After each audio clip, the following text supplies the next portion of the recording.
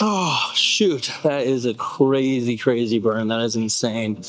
I also love to order it this way. I think that for starters, you should primarily always be composing the first like 33 to 50% of any lift with the harder exercises. So the compound lifts, the multi-joint, bigger movements. And then the latter half of the workout can be more for isolation work like this, like icing on the cake.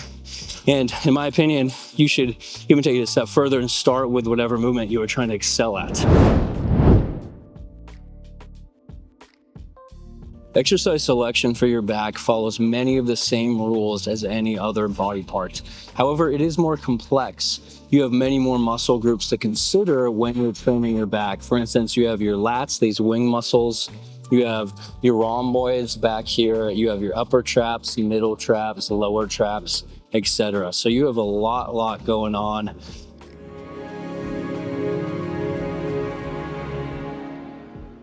And therefore, you need to be considering different pulling angles. For instance, today I'm going to be starting with the lat pull down machine, and that's because I love to get some vertical pulling as well as horizontal. So I'll start with this, and then I'll get onto some horizontal pulling as well. So just stay tuned. Let's get into the first set here. I really love doing a lat pull down because a lat pull down will primarily trains your whole back, but it primarily trains your lats, so you get some width. And the lats are one of the biggest muscles of the back. And the real key here is to get a full range of motion.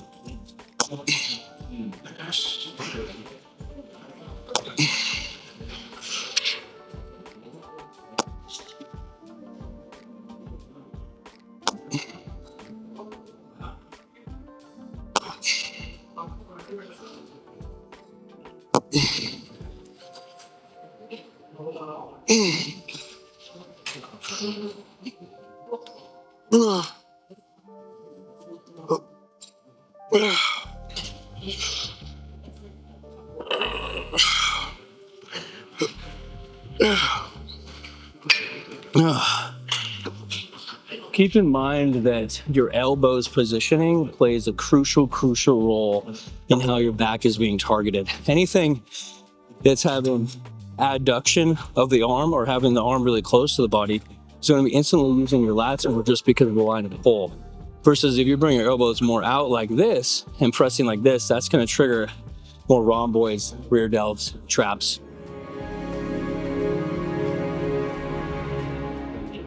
I'm not trying to imply that you have to be doing both vertical pulling and horizontal pulling, so that means like a lat pull down and a row variation on every single one of your back days. But in order to have balanced development, you're going to want to spread it across your week and an even distribution.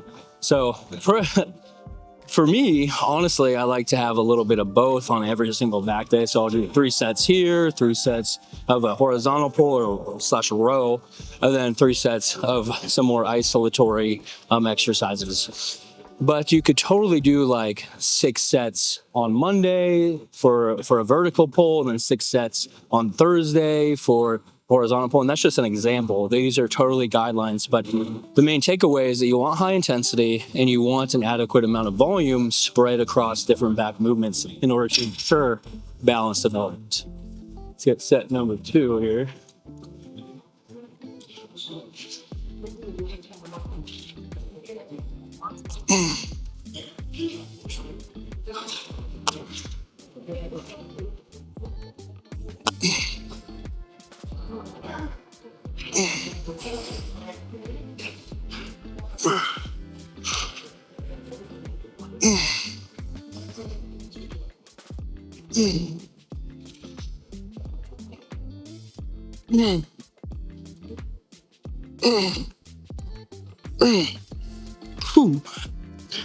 I think that going to failure is always a safe bet if you aren't sure about a given movement, because that's at least maximizing your potential for hypertrophy on that lift.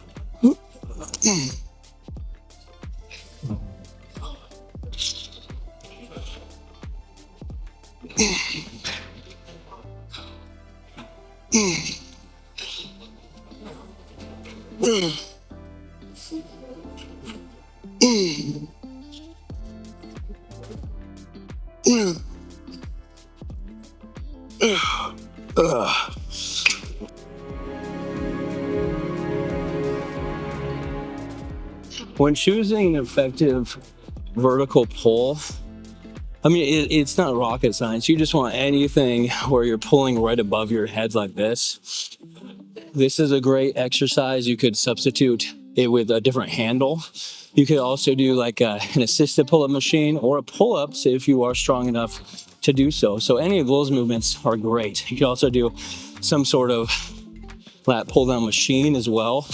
Anything's great as long as you are really feeling it where you're supposed to and your form is locked down. And by that, I mean not too much swaying back and forth, really controlling the movement and keeping it steady.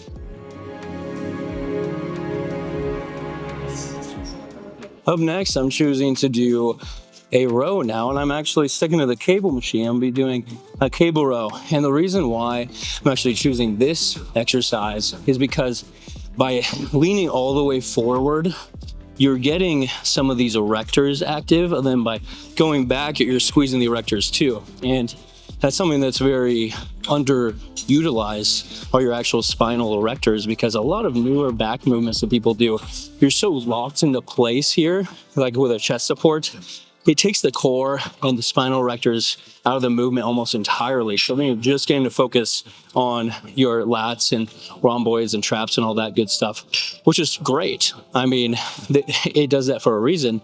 But I think that sometimes if you want full development, you want a little bit of both. So I would definitely try rotating out a movement like this here and there. You could also do like some hyperextension machines and some extension machines, whatever gets you going.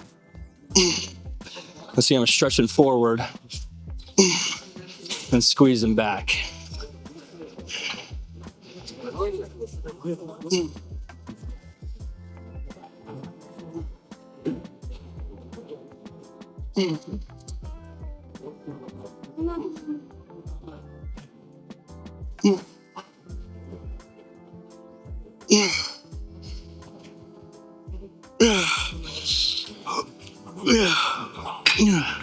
You'll also notice that I'm strapping up, and I think that for most of your back movements, that is a good idea unless you're trying to train your grip also. But most of the time, your grip is going to be a limiting factor in how much your back can actually put up, which can be a problem.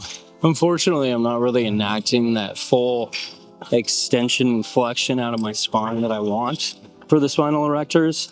I could on different cable machines. To be honest, I haven't used this one before, so I can't really. I'm doing my best is what I'm trying to say.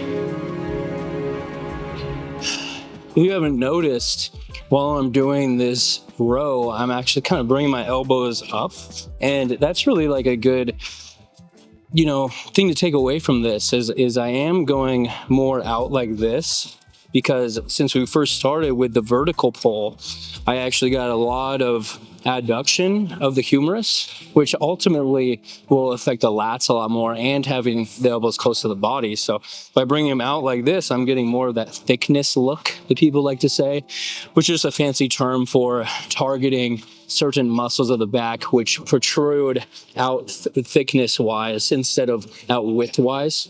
The lats are primarily responsible for that. So if you want more of a V taper with more of like a wider look, then you may want to heavily emphasize more vertical pulls, lat pull downs, pull-ups, etc., or just some straight arm pull downs where you're just isolating the lats. But if you want thickness, then doing something like this is a great option.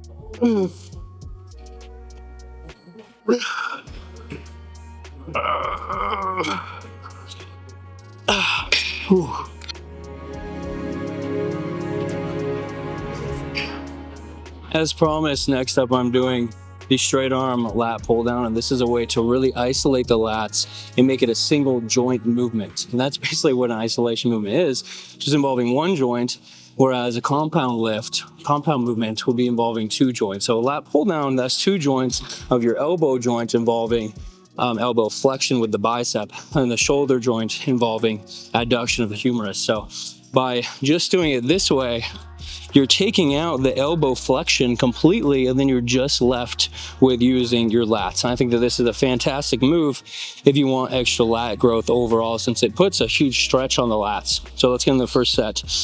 Here I like to have a good hip hinge going in order to ensure that by the top you get a maximum stretch.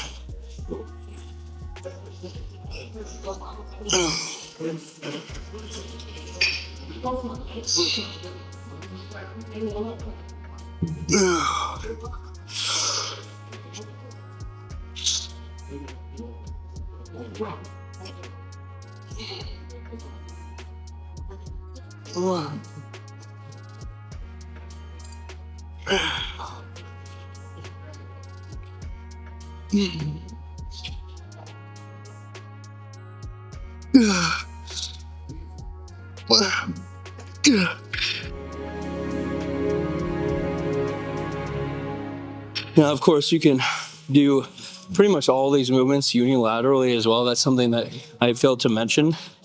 And unilaterally is just using one arm at a time. And I think that that can be very beneficial to some people if they have like a lagging side over the other. Say your left latissimus side musculature is a little bit smaller than your right, which is very uncommon, but say it is, then you'd want to do more unilateral vertical pulls. Same deal with rowing movements. You could also do it unilaterally if you feel the need to. And also, it's just sometimes nice to mix it up. And sometimes doing a movement unilaterally can allow for a greater range of motion. And I think that if you guys are trying to get the most out of development or of a lift in general, out of lifting in general, you want to be aiming for the utmost extent of a range of motion that you can possibly achieve.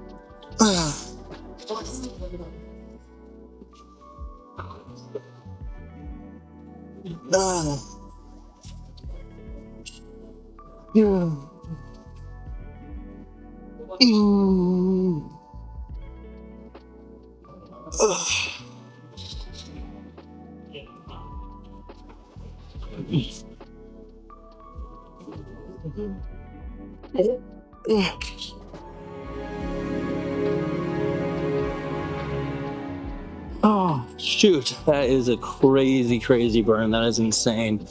I also love to order it this way. I think that for starters, you should primarily always be composing the first like 33 to 50% of any lift with the harder exercises. So the compound lifts, the multi-joint, bigger movements. And then the latter half of the workout can be more for isolation work like this, like icing on the cake. And in my opinion, you should even take it a step further and start with whatever movement you are trying to excel at.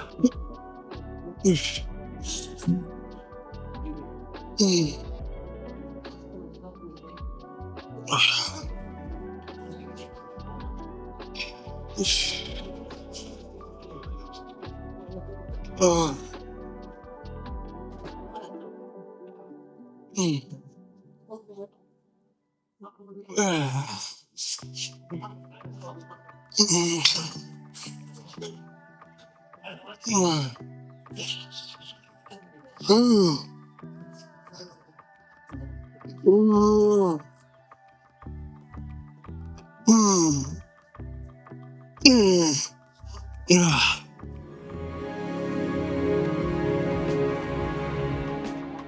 All right, so I just covered the real heavy hitters there. You want a vertical pull, you want a horizontal uh, pull, sorry, and then maybe some isolatory work like this. Beyond this, if you really want balanced back developments, you may want to be including some sort of rear delt fly. So whenever you are retracting your shoulder like this and putting your arm kind of behind your body, that's going to be targeting your rear deltoids as well. So that can be a great little handy trick if your rear deltoids are lagging. Of course, they're still hit on most vertical and horizontal pulls, but not to a huge degree. So you could do face pulls, you could do some flies, bent over dumbbell flies, whatever you want. And then lastly, you may want to do an upper trap builder. You will be getting some upper trap growth and hypertrophy out of movements like a deadlift or a farmer carry, anything with a static hold like this. However, it's not hit to a super big extent. So taking it through its full range of motion by shrugging up and down, elevating your shoulder blades and retracting them, or not retracting, but depressing them, is the function of the upper trap. So, like the mid and lower traps hit heavily on any row, but if you really want to get everything for the full exercise selection, then include that as well. Thank you.